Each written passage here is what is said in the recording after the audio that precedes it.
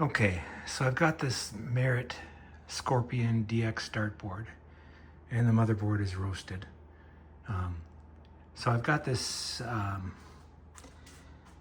Arduino Mega hooked up to a breadboard and then a little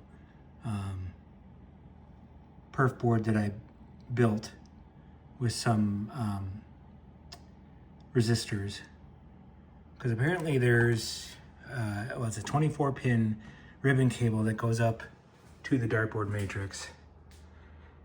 So after I set that up, I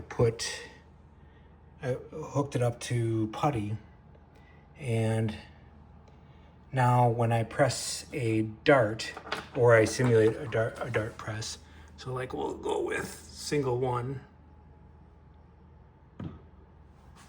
it'll actually tell me the hit and release for each.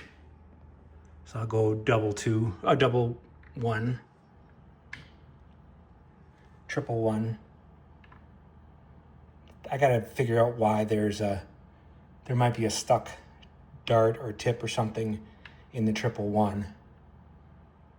But so far it's working out good. I can use this information to create some sort of program in the Raspberry Pi to drive this, or to use this data rather, and